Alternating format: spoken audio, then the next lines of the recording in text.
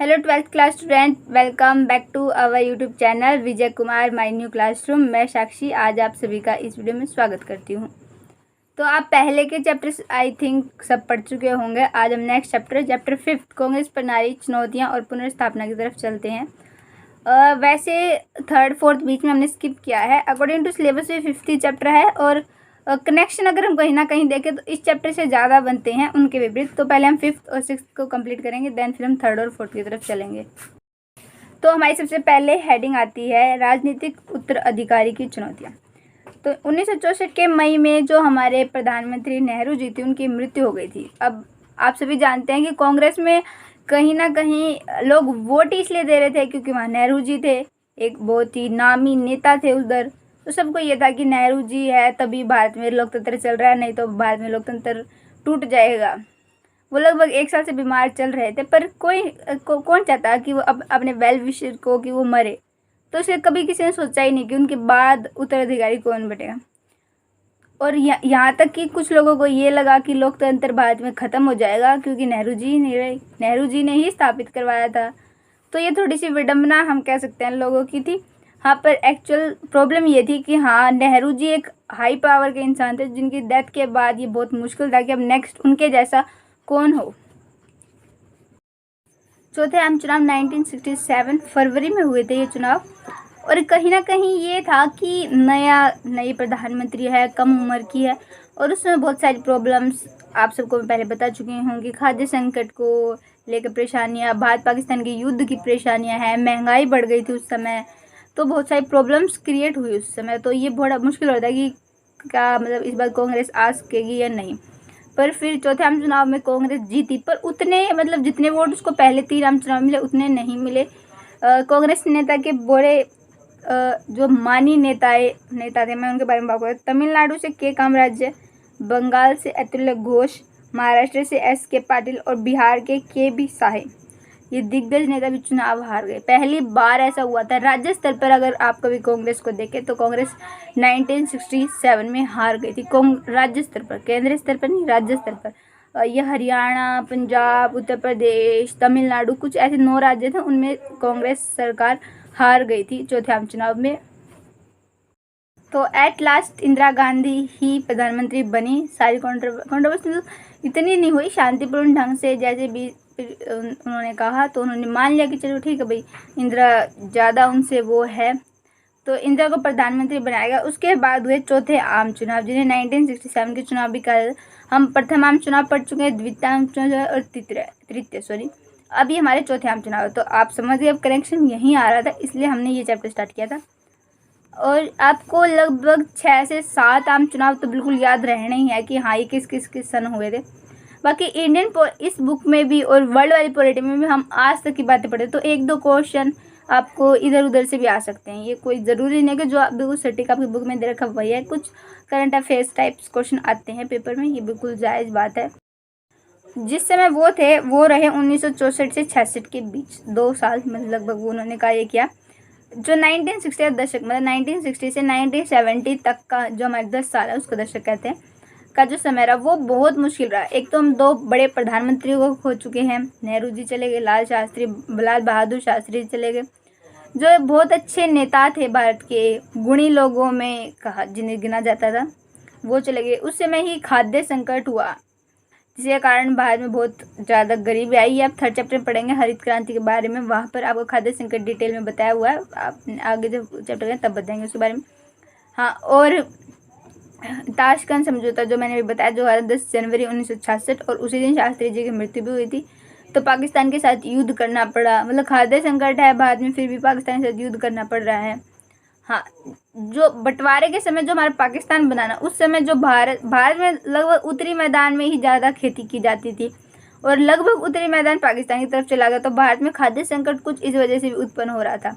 तो जब उस समय लाल बहादुर शास्त्री जी ने एक बहुत फेमस, आपने सुना होगा, उनका डायलॉग है जय जवान जय किसान, जो उन्होंने स्लोगन दिया था उस समय, जय जवान जय किसान, जिसके बाद की भारत के फौजियों ने ताशकंद तक, कराची, यहाँ अपने लाहौर तक उन्होंने हमला किया और किसानों ने भी बहुत ज़्यादा हाई लेवल से अपनी दोबारा भारत में उतना खाद्य संकट दोबारा नहीं होने दिया। मतलब उन्होंने इतनी ज़्यादा पैदावार की थी उस समय की।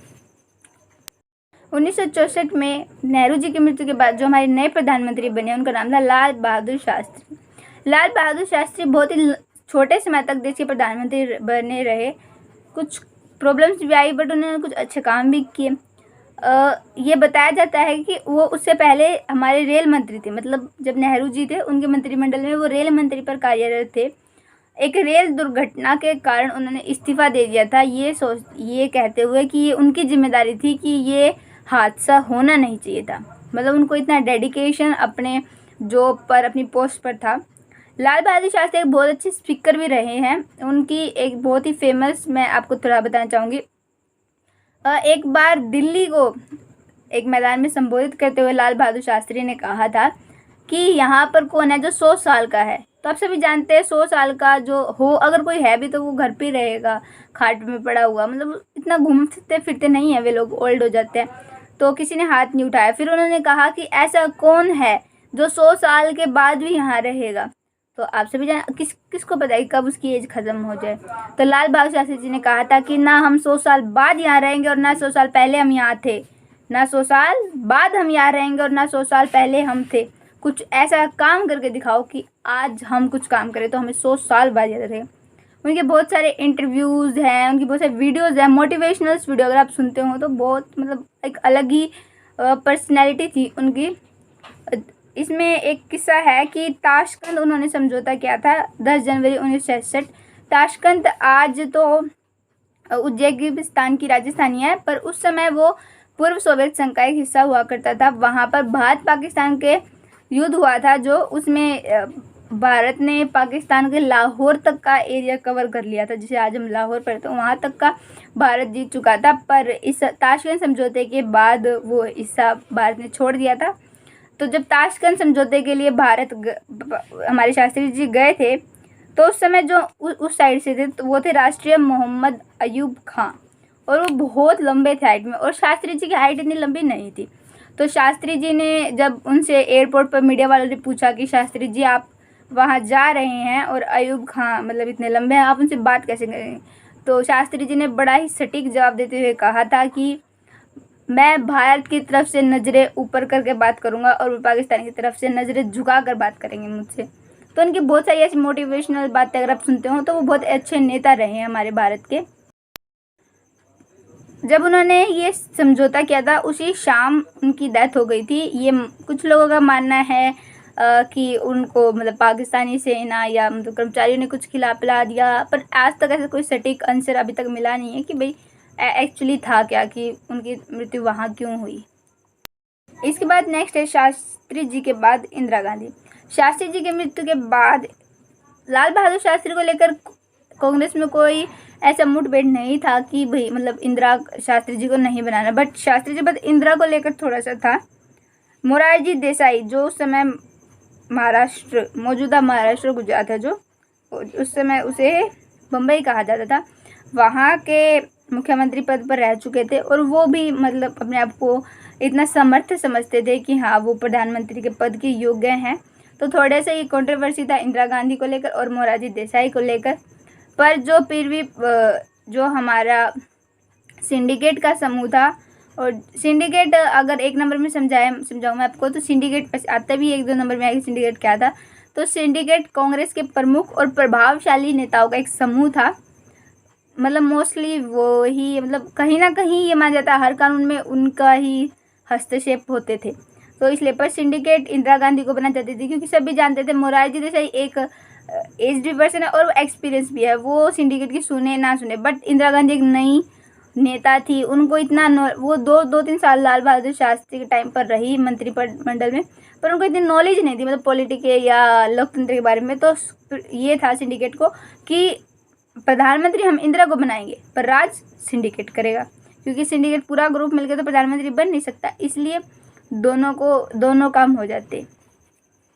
उसके बाद आते हैं आपके चौथे आम चुनाव। उनके बारे में आपको बता चुकी हूँ कि कैसे कांग्रेस 9 राज्यों में हार चुकी थी। कांग्रेस के जो बहुत प्रतिष्ठित नेता थे उनको भी हार मिली वहाँ से कुछ राज्य थे 9, जैसे हरियाणा, पंजाब, तमिलनाडु, बिहार, उत्तर प्रदेश, इनमें। उसके बाद आता है हमारा गठबंधन। 1967 के विधानसभा में कोई भी पार्टी बहुमत से नहीं जीत पाई थी, तो सभी गैर कांग्रेसी सरकार एक साथ जुट हुई, उसे ही गठबंधन कहा जाता है कि जब एक साथ जुड़कर वे सरकार बनाए तो उसे गठबंधन कहते हैं।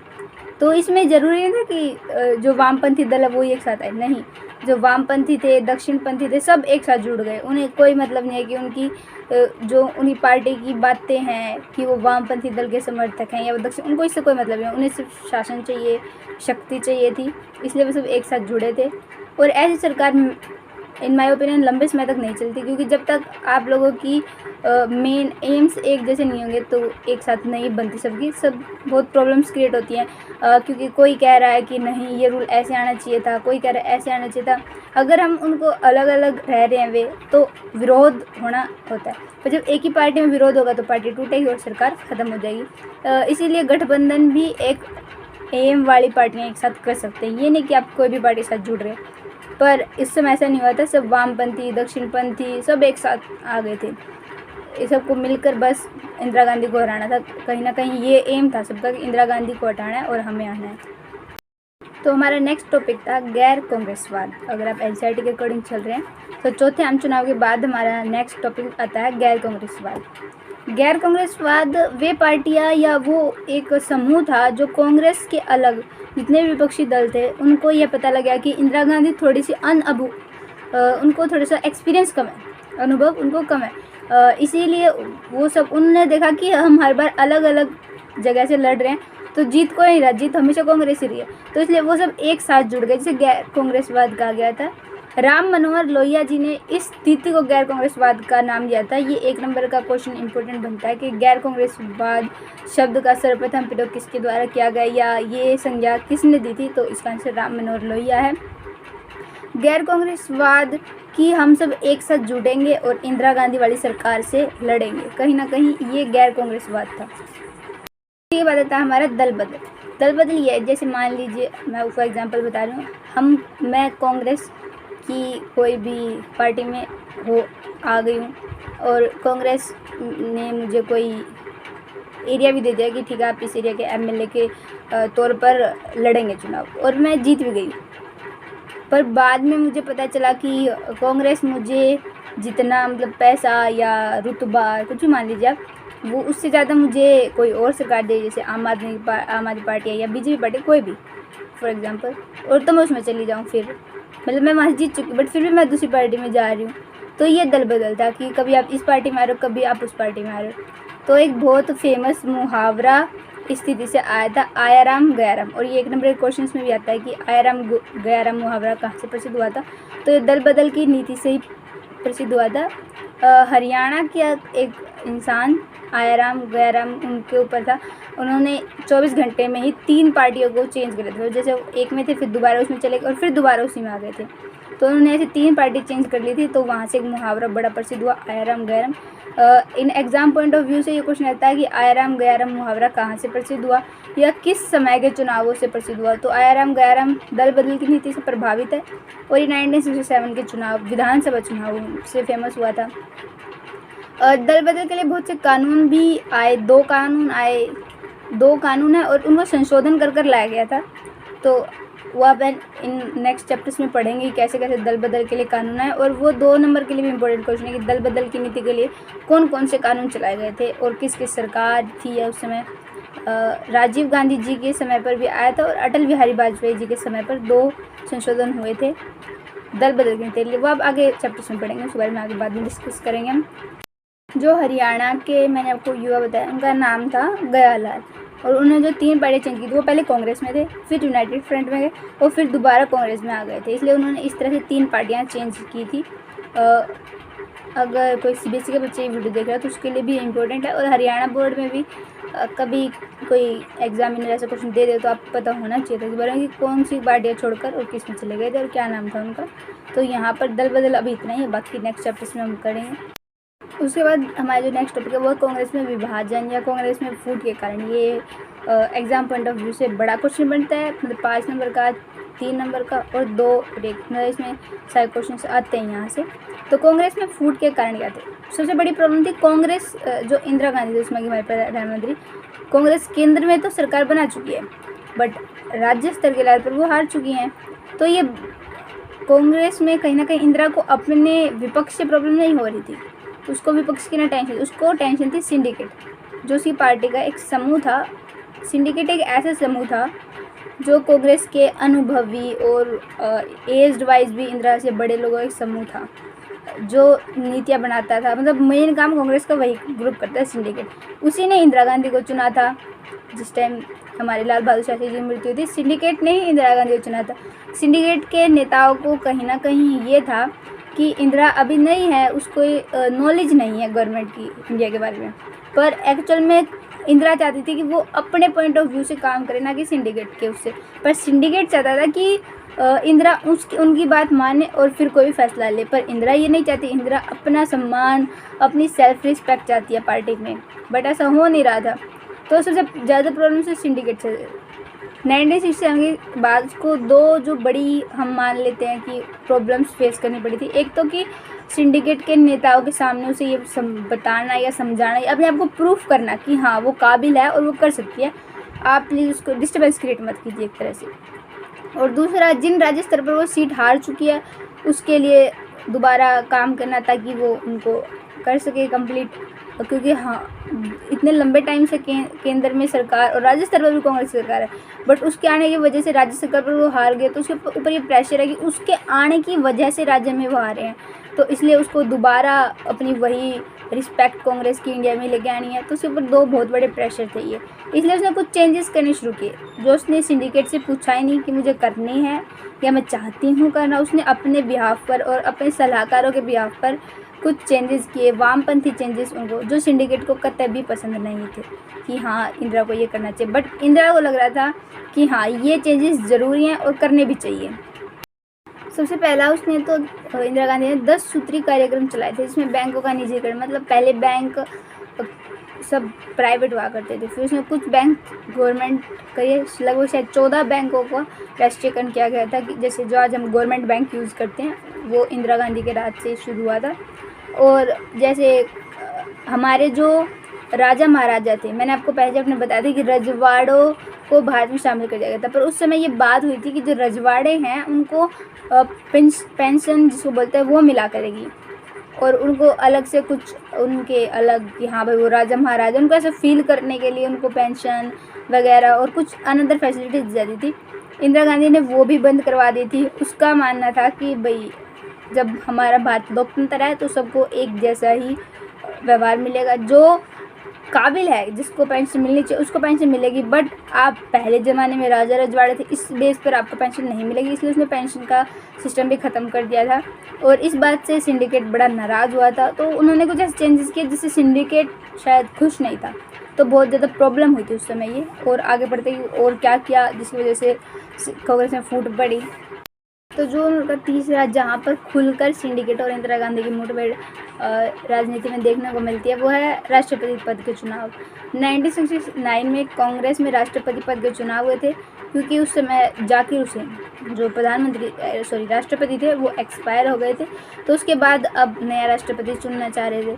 तो सिंडिकेट ने एन संजीव रेड्डी को चुना था कि हाँ ये पद इस पद के लिए परफेक्ट है, पर इंदिरा गांधी और संजीव रेड्डी की कहीं ना कहीं अनबन रहती थी, और अगर वो राष्ट्रपति बन जाते तो वो इंदिरा गांधी को कहीं ना कहीं कोई भी काम करने से रोक सकते थे, क्योंकि वो उससे बड़ी पोस्ट पर आते।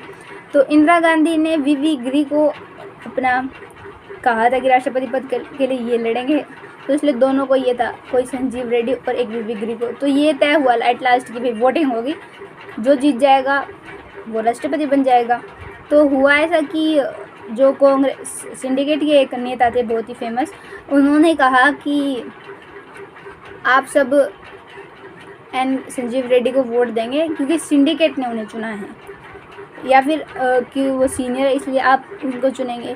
पर इंदिरा गांधी ने अपनी बात को बड़ी स्पेशल तरीके से कहा कि जिसको आपका मन मानता है आप उसको वोट दीजिए, आप स्वतंत्र है वोट देने के लिए। तो कहीं ना कहीं सभी को इंदिरा की ये बातें प्रभावित हुई कि उसने प्रेशराइज़ नहीं किया कि अब वीवी गिरी को ही वोट दिए, जैसे सिंडिकेट ने संजीव रेड्डी के लिए किया था। तो एट लास्ट वीवी गिरी ही जीते थे और वो राष्ट्रपति बन गए थे। अब तो और ज़्यादा प्रॉब्लम हो गई क्योंकि सिंडिकेट के जो सिंडिकेट ने जो चुनाव वो हार गए।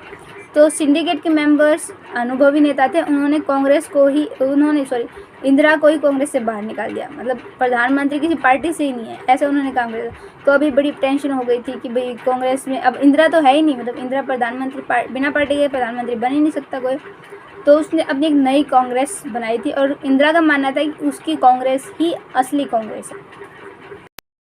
इंदिरा जैसे अब इंदिरा किसी पार्टी में नहीं रही तो उसने नई पार्टी बनाई, कांग्रेस ओ और कांग्रेस आर। कांग्रेस ओ पुरानी पार्टी जिसे सिंडिकेट में के नेता थे, कांग्रेस आर जिसमें इंदिरा गांधी और उनके नए युवा नेता थे और उन्होंने अपने आप को गरीबों का हिमायती बताया कहीं ना कहीं। ऐसा उनकी हिस्टोग्राम पढ़े तो लगता है कि हाँ वो गरीबों के लिए कुछ करना चाहती थी। तो उन्होंने वैसे ही अपनी पार्टी की शुरुआत कर दी वहाँ से ही कि ठीक है अगर तुमने उसे निकाल दिया तो हम नई कांग्रेस क्रिएट कर ली उन्होंने। तो एक नंबर के लिए क्वेश्चन इंपॉर्टेंट होता है कि कांग्रेस में फूट कब हुई। तो 1967 में ये फूट हुई थी और दो कांग्रेस बनी, कांग्रेस ओ और Congress R. Congress O syndicate वाली कांग्रेस है और कांग्रेस आर इंदिरा गांधी वाली कांग्रेस है। इंदिरा गांधी ने कुछ तो अच्छे काम कर ही लिए थे, जैसे 14 बैंकों का राष्ट्रीयकरण किया, प्रीपेड्स की समाप्ति की। प्रीपेड्स वही जो मैंने आपको बताया था कि उसने राजा महाराजाओं की जो पेंशन उसको बंद कर दिया गया था, सबको इक्वली जो हक है वो देने की कोशिश की थी। तो इसलिए कहीं ना कहीं इंदिरा गांधी की तरफ लोगों का, जनता का थोड़ा सा मुड़ाव था कि हाँ इंदिरा कुछ अलग करना चाह रही है और हमें उसको सपोर्ट करना चाहिए। उसके बाद 1971 के चुनाव हुए। सबको लग रहा था कि कांग्रेस ओ जो पुरानी कांग्रेस है वो ज़्यादा मतलब उसमें प्रभावी नेता है तो वो जीतेगी। कांग्रेस आर कहीं ना कहीं टूटी फूटी सी पार्टी थी। इंदिरा ने कुछ काम किए जिसकी वजह से शायद वो चुनाव में जीती। उन्होंने जैसे भूमि सुधार के लिए बहुत नई नीतियाँ लेके आई। 1917 के दिसंबर के लोकसभा चुनावों को उन्होंने भंग करवाया ताकि 1972 में वो दोबारा उसके, क्योंकि शायद जहाँ तक वो अगर वो जीत जाते तो उस वे में लोकसभा में वो जीत जाते। तो इसलिए उन्होंने 5वें चुनाव फिर फरवरी 1972 में हुए, मतलब उसके बाद उन चुनाव के बाद नए चुनाव हुए। मुकाबला ये हुआ कि सबको लग रहा था कि पुरानी कांग्रेस जीतेगी और पुरानी कांग्रेस को जीतने के लिए सभी विपक्षी दल पुरानी कांग्रेस मतलब कांग्रेस ओ के साथ जुड़ भी गए थे, जिसे ग्रैंड अलायंस कहा गया था। ये एक नंबर क्वेश्चन बनता है ग्रैंड अलायंस क्या था। तो 1971 के चुनाव में कांग्रेस आर को हराने के लिए सभी विपक्षी दलों और व कांग्रेस ओ के गठबंधन या समूह को ग्रैंड अलायंस कहा गया था। इंदिरा जहाँ भी जाती थी वो सिर्फ एक दो बातों से ही लोगों को प्रभावित कर रही थी। मतलब जो विपक्षी दल है वो कह रहा है कि इंदिरा हटाओ, उनको कोई मतलब नहीं है कि देश में क्या चल रहा है, पर इंदिरा जहाँ भी जाती थी वो यही नारा देती थी गरीबी हटाओ, जिसने लोगों को बहुत प्रभावित किया। उसने प्रीपेड्स को समाप्त किया जो आम जनता में कहीं ना कहीं अच्छा रहा। उन्हें लगा कि हाँ ये कोई है जो हमारे लिए काम करना चाह रहा है, जिसने राजा रजवाड़ों को छोड़ दिया है। मतलब गरीब लोगों का उसको बहुत सपोर्ट मिला उस समय।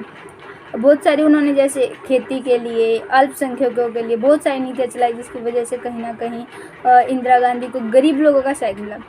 और 1971 के चुनाव इतने ज़्यादा मतलब हाई लेवल पर हुए, सबको ये था कांग्रेस को जीतेगी, पर एक्चुअल में कांग्रेस आर जीत गई थी और पहले आम चुनाव से बहुत ज़्यादा अत्यंत वोट के साथ कांग्रेस आर जीती थी, जो इंदिरा गांधी की कांग्रेस थी।